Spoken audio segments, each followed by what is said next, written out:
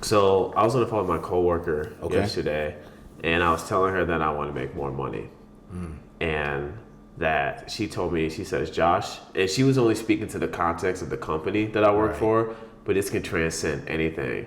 She says, Josh, you are a young, intelligent black man in the company. The world is your oyster. Right. The company, you can have whatever you want if you work for it. And if you go out and do what you're supposed to do and work hard, you're going to accomplish what you want because they want you to succeed. Right. She says, as a young African American male, you have a different perspective.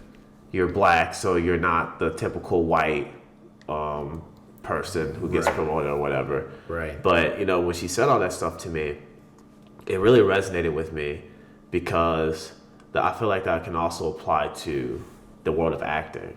Right. I know we talked about this last time about why is Hollywood now telling black stories and everything. And like you said, it has something to do with pitch fatigue. Yeah. And right now, especially in Los Angeles, where a lot of agents' rosters aren't really set with black actors, right now is the time to create your own opportunities as a black actor. Yeah. Because our stories, and it doesn't have to be a story about like the typical stereotypical stories that you see, like the movies, everything like Boys in the Hood, Friday. It can be about what your perspective is. Just because you're African American, people are going to want to watch you and know your perspective. Right. And I'd argue, as far as agents go, I think the agents' time for recruiting black talent was anywhere between 2013 and 2017. But I do say for black filmmakers, that's an open lane. And so once they actually are the movers and shakers that can get stuff completed, the world's your oyster in that sense, right? The world's your playground in that sense. As far as reps clinging on to their black talent, they already have their light rosters on that. I've noticed that because I noticed that at a certain point when I started getting more resistance to getting into offices and things like that, or when I try to get my friends put on with different agents. I had a friend of mine who's really talented. I tried to put him on with my agent in 2020. It might have been 2019. And this guy is one of the most talented people I know. And I tried to put him on with my agent, and my agent's like, oh, I'm going to pass on him.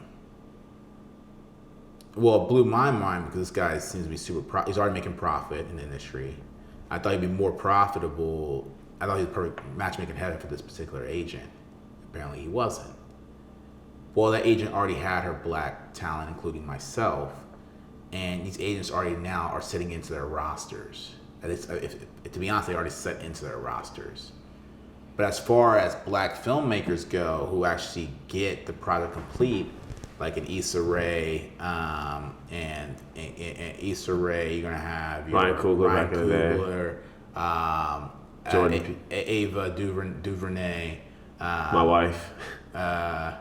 She's a beast, man. I know, man. She's a beast. I ain't gonna lie to you, man. That'll be tough. That'll be tough one to crack. But she's a beast. I can do it. Yeah, I mean, I like her too, man. I love you, Ava. Yeah, you got a little competition over here, man. Yeah, it'd be nice. But yeah, Ava DuVernay, people like that. The world's your playground because a lot of African Americans don't have a lot of people in general don't have the discipline to do that, and even I would say I would put that towards African Americans, not discipline to actually get stuff done like that, get it out to the market space, and get up and do it again. So what you're saying is we need to think more like filmmakers versus thinking like actors. 100%. When I stand there and I'm waiting for Michael Keaton, I love you, man. I'm waiting for Michael. I'm waiting for these other actors. I'm there with my hands out. I'm an actor. But once they know that, okay, I see that guy over there in the corner reading. I hear him speaking to the other people. He speaks multiple languages. I know readers are leaders. I know this guy, and I realize this guy's producing a project of his own. I have a whole newfound respect for him. He's not a guy looking for a handout. He's a guy eventually that we might ask for handouts. That's a different position. Yeah. And so these agents are like, this guy's really about it. We already have enough people looking for a meal. Actors are employees, man. I'm sorry. Bump actors, man. They're employees. You gotta think bigger than that. Employees beg for raises. Employees say, oh, they're getting paid more than me. We're above that. And if you really believe you're above that, these agents will be fighting for an opportunity to work with you, opposed to you trying to get in their door any day. So really go down that lane. Really have confidence in your decision. Most of the confidence comes from a decision. Most power in a decision is not from you saying yes to that thing. It's from you saying no to the other things around it. Right. That's where the power and decision comes in. The singularity and focus. And conviction comes from the fact you're saying no to these other things. I need you to audition for this Taco Bell commercial. No, I'm making a movie.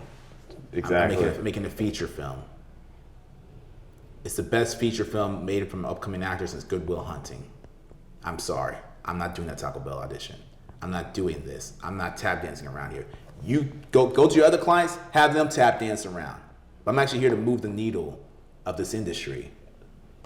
And I agree with everything you just said, because when I looked at how a lot of actors became successful, a lot of them have different stories. Mm-hmm. And a lot of them, it's never really a clear answer of how they actually started gaining traction and success and all that stuff, because like they're all different, or they're just keeping it a secret because they don't want anyone else to know. But once I had the idea of creating my own opportunities, instead of looking at what other actors do, I started looking at, which does help, but I started looking at what do other filmmakers do? Yeah. How did Spike Lee get his big break? How did this director who I really respect, Darren Aronofsky, Christopher Nolan, Jordan Peele, how did they get their big break? Let's be real. Who brought you the content? When you sit in the theater and you're watching a movie, who brought it to you? Did the actor bring it to you? Or was it the filmmakers that brought it to you? The storyteller. It was the filmmaker that brought that movie to the cinemas for you to see it in the first place. The actor never brought it across the finish line. And you want to be the guy who brings stuff across the finish line. And that's when Hollywood just moves out of your way. And that's what you want. Those actors didn't bring those films to you. And once the actors start bringing it to you, that's because they're also a producer. That's different. That's a different dynamic. Right. So for you and I, our vow to this game is we're gonna move this. We're gonna move the needle of this stuff, and we're gonna get a lot of opportunities based off the fact that we are actually devoted to it. I always say this quote: "Heaven knows the price of all of its goods. Heaven knows how to put a proper price on all of its goods." What that means is just somehow the universe knows how to price things properly. And it's not going to reward you with great things unless you're great at it. Unless you're great. Yeah. You don't get what you want in life, you get what you are. If you're over here making these major films, making major blockbuster films, of course everyone in Hollywood is going to pull you into their project. Because you're a name, you're a commodity, you're people, you're someone that people want to see. If you get a return on investment for yourself, why don't I think you can do that for me? So here's my next question though. Before an actor gets an agent, should they learn how to sell? Should they be able to have the ability to sell themselves? Yeah. So they can get the best agent possible, i.e., making their own short films, but more specifically feature films. Right. Easier said than done now. Yeah. Way easier said than done. Agents should be a byproduct of your success. Not your way to success. Should be a byproduct of your success. Back then, I feel like it was the other way around. Old Hollywood, like 80s, 90s, where you found that agent, they believed in you, they did more for you. They would, if you were struggling, they'll let you stay in their house if they truly believed in you. Like agents back then, from what I've heard from other actors and from interviews, they groomed their actors if they saw something in them. You know what I mean? Back then, agents will get you to the gatekeeper. Today, you are your gatekeeper. That's the difference. Because there's no barrier of entry anymore, the only gatekeeper is you. And the sooner that an actor realizes that, the sooner an actor will fly past the rest of the competition. Back in the day, there was a barrier of entry. You had to talk to this person, this person, this person, this person to get to this person. That barrier of entry is non-existent. Now the only barrier of entry is the one you create for yourself. If you show up for one day, or you show up for 6 days out of the year, then you have 6 days worth of progress out of the year. If you show up for 365 days out of the year, you're 365 days ahead of everybody else. That's the difference. And people don't know how to use that free reign. People don't know how to use being a land with no no established rules or no rules that are as clear as day. That's why people who graduate with all these big degrees and get PhDs and stuff like that still can't control their finances. They're still working. They're still living from paycheck to paycheck. There's attorneys living from paycheck to paycheck. Psychologists living from paycheck to paycheck. Doctors. Most accountants are broke. How is that? Because they know how to operate in a school setting. But when they get in the real world where real things actually really matter, they can't perform. If you can perform in a real world and make things actually tangible, you're going to zoom past competition no matter what profession you want to put over yourself. No matter what profession you want to be in your biography. It doesn't matter. It all comes to that underlying thing that we talk about called sales. Robert Kiyosaki didn't have to be the best author, the best writer. He didn't have to go to Juilliard or go to some school for journalism. He didn't have to go to MU to write down his story. He wrote it in the most concise manner. It's the number one selling real estate book, one of the number one selling books globally. In the top 5 most best-selling books globally. The Alchemist, number one sold book, right there up with the Bible. I don't know what school Paulo Coelho went to, because he has real-world success. We're all going to beg him for his next book to come out, because he has real-world success, something you can't get from buying a degree or having student loans and debt. And so when actors are looking for agents, when actors are looking for managers, you're looking for the byproduct and trying to substitute it for the actual product. And that's your mistake.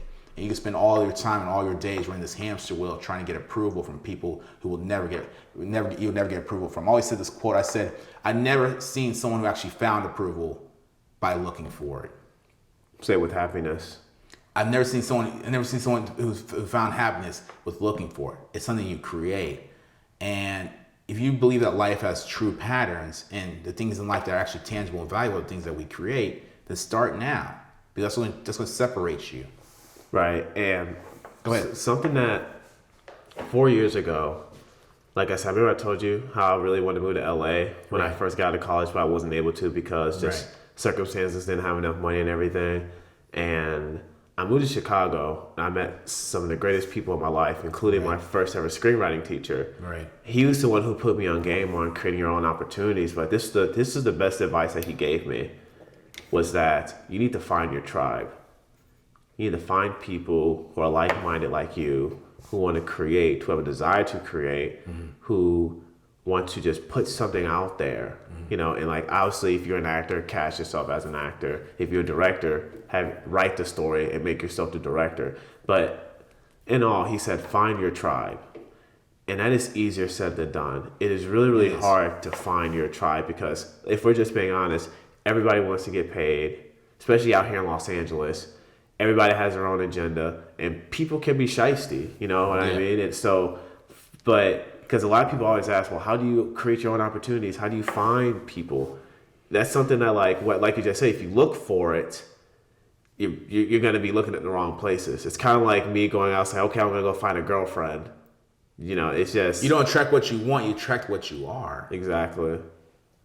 I was reading in this park the other day, and this girl came up to me and she said, you know, women love guys who read. Like, I guess like that, because not many guys do it. You're going to find a quality woman. A quality woman will come up to you. I'm going to say that right now. Some girl told me that. So a quality woman will come up to you. I'm just going to let you know that right now. I was like, excuse me? I didn't know from the can of paint. I'm like, that's a hell of a way to introduce yourself, but nice meeting you as well. And something interesting came to me. She said quality woman. Like, we don't think about that. Like, a lot of guys think of woman as quantity and for their pleasure and to move on. I understand both sides of that belief system. But this woman said quality woman. And that's something to think about. We all can get low-hanging fruit. We all can get people who stand outside and smoke cigarettes at the corner. All you have to do is someone standing outside of a gas station smoking cigarettes. The easiest way to join them, to pick up your cigarette yourself, and now you're amongst a bunch of losers. Yeah. Congratulations. But if you really want to play with the big dogs in the big leagues, you have to go to where they go. And not only that, you have to operate the way they operate. That means you have to be a high performer for yourself. 10% of all I earn is mine to keep. That's the law of the richest man in Babylon. 10% of all I earn is mine to keep. He's talking about finances. Well, I do that with my time. 10% of my time is mine to keep. The way I do that is my habits. So when I wake up in the morning, I deposit in my account first before anybody else's. Because the world's going to take you in any type of direction. You got to run the day. You can't let the day run you. And the best way to do that is, you don't hear people talk about evening routines for a reason.